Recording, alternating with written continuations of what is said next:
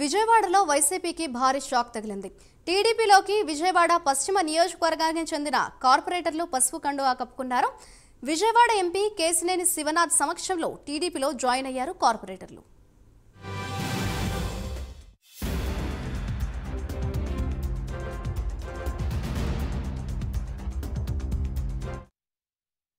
ఆలోచనలతో నగరాభివృద్ధి కోరుకునే విధంగా స్వచ్ఛందంగా ఒకరు కార్పొరేటర్లు వాళ్ళ జాయిన్ అవడం జరిగింది.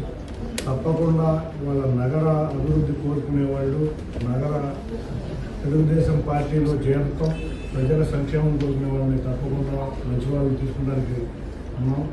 వచ్చిన వాళ్ళందరినీ తీసుకోవడానికి కూడా సిద్ధంగా లేవు. ఎవరైతే వాళ్ళ ప్రజల దగ్గర ఇబ్బంది లేకుండా ఉన్నారో అటువంటి వాళ్ళని తీసుకోవడానికి మన 2014 నుంచి 19 వరకు ఏ విధంగా విజయవాడ నగరం వైబ్రెంట్గా ఉందో అదే విధంగా తీసుకోవడానికి మేము అందరం కృషి చేస్తున్నాం. కాబట్టి ఇటువంటి విషయాల్లో నేను జూనియర్నైనా నన్ను సహకరిస్తున్న ఈ పెద్ద నాయకులందరికీ కూడా వాళ్ళతో పాటు వాళ్ళు వస్తున్న మంచిగా ఉన్న నాయకులను కూడా తప్పకుండా తీసుకుని విజయవాడ అభివృద్ధికి కృషి చేస్తాం. తప్పకుండా విజయవాడలో తెలుగుదేశం కంచుకోట అనే విధంగా మరి ఏ పార్టీ ఇక్కడ ఒక అంటే అపోజిషన్ పార్టీలు ఎన్డీఏ కాదు, మరి ఏ అపోజిషన్ పార్టీ కూడా ఇక్కడ నామరూపాలు లేకుండా చేసే విధంగా మేమందరం కలిసికట్టుగా పనిచేస్తాం. విజయవాడలో వైసీపీకి భారీ షాక్ తగిలింది. ఇదే అంశంపై మరింత సమాచారాన్ని మా ప్రతినిధి మధు అందిస్తారు. మధు, చెప్పండి. అటు విజయవాడలో చూస్తే వైసీపీ కార్పొరేటర్లు కొంతమంది టీడీపీలో జాయిన్ అయినట్లుగా తెలుస్తుంది. ఈ నేపథ్యంలో విజయవాడలో వైసీపీకి ఎటువంటి ఎఫెక్ట్ పడే అవకాశం ఉంది అని అనుకోవచ్చు అంటారు? ప్రస్తుతం చూసుకుంటే గనక కూటమి ప్రభుత్వం ఏర్పడిన వలసల పరంపర కొనసాగుతుందని చెప్పుకోవచ్చు. అదేవిధంగా మొన్న చూసుకుంటే కనుక టీడీపీ జనతల్లోకి వైజాగ్ లో 20 మంది కార్పొరేటర్ రావడం జరిగింది. అదేవిధంగా ఒంగోలు చూస్తుంది. అయితే ప్రస్తుతం విజయవాడలో చూసుకుంటే కనుక వైసీపీ పట్టుకోల్పోతుందనే పరిస్థితులు కనిపిస్తున్నాయి. అయితే విధంగా ఇప్పుడు చూసుకుంటే కనుక వైసీపీ కార్పొరేషన్ ఏదో మున్సిపల్ కార్పొరేషన్ పీఠం ఏదైతే ఉందో టీడీపీ ఎక్కించుకోబోతుందని చెప్పుకోవచ్చు.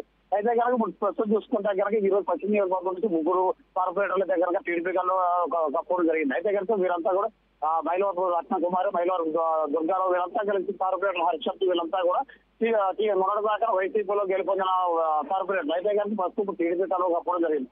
అదేవిధంగా తీసుకుంటే కనుక కార్పొరేషన్ మున్సిపల్ హౌస్ లో తీసుకుంటే కనుక బలాబలాలు తీసుకున్నా కనుక మొత్తం విజయవాడ మొత్తానికి 64 డివిజన్లు ఉండగా అందులో 12 డివిజన్లు టీడీపీ గెలుచుకున్నది. ఆ తర్వాత 51 సీట్లను వైసీపీ గెలుచుకున్నారు. తర్వాత ఒక సీట్ సీఎం గెలుచుకున్నారు. అయితే కనుక ఇక్కడ మ్యాజిక్ ఫిగర్ వచ్చేటప్పటికి 63 చైర్మన్ పేరు దక్కించుకోవాలంటే 33 ఫిగర్ కావాలి. అయితే కనుక ప్రస్తుతం టీడీపీ దగ్గర 12 మంది కార్పొరేట్లు ఉండగా ఈ రోజు 13 మంది చేరడం జరిగింది. అయితే దీంతో పాటు చూసుకుంటే కనుక 15 చేరడం జరిగింది. అయితే 15 అంటే ఓట్ బ్యాంక్ లెక్కలో చూస్తున్న హౌస్ లో ఓట్ బ్యాంక్ కావాలంటే కనుక 15 మంది కార్పొరేట్ ఫస్ట్ 3 కలిసారు కాబట్టి 15 మంది ఉన్నారు. అలాగే కనుక తూర్పు ఎమ్మెల్యే, పశ్చిమ ఎమ్మెల్యే, అదొక సెంట్రల్ ఎమ్మెల్యే వీళ్ళ 3 ఓట్లు అంటే 18 ప్లస్ ఎంపీది 14 ఓట్లు అంటే 19 ఓట్లు మెజార్టీలో ఉన్నాయి.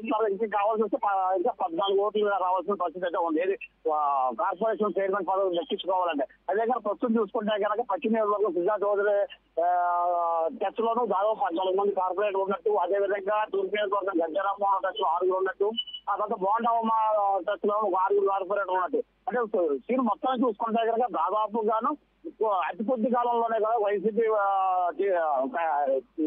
పీఠం ఏదైతే ఉందో చైర్మన్ పీఠం కోల్పోతుందని కూడా చెప్పకూడదు. అంటే వీళ్ళంతా కూడా నడదాకా వైసీపీలో అంటగాగిన కార్పొరేటర్లు అందరూ కూడా ఈరోజు టీడీపీలో కడువ కప్పు టీడీపీకి రావడం జరుగుతుంది. అంతేగాని ప్రస్తుతం చూసుకుంటే రాష్ట్రం మొత్తం మీద కూడా వైసీపీ పట్టుకోల్పోతున్న పరిస్థితులు కనిపిస్తా ఉన్నాయి. అధికారులు అంటే దాదాపు 15 మంది చేరింది కార్పొరేటర్లు ఇప్పుడు టీడీపీకి వచ్చి. ఆ తర్వాత అదేవిధంగా ఎమ్మెల్యేలు, ఎంపీలు కౌంటింగ్ చేసుకుంటే 19. ఆ తర్వాత కావాల్సిన 14 సీట్లు మాత్రం కార్పొరేటర్లు. ఈ 14 మంది కూడా ఈ నెలాఖరు లోపు కూడా వీళ్ళంతా కూడా టీడీపీ కనుక కప్పుకొని ఏదైతే ఉందో కార్పొరేషన్ చైర్మన్ పదవి దక్కించుకోబోతున్నారని మాత్రం చెప్పుకునే అవకాశాలు కనిపిస్తున్నాయి. Madhuri, thank you Madhu.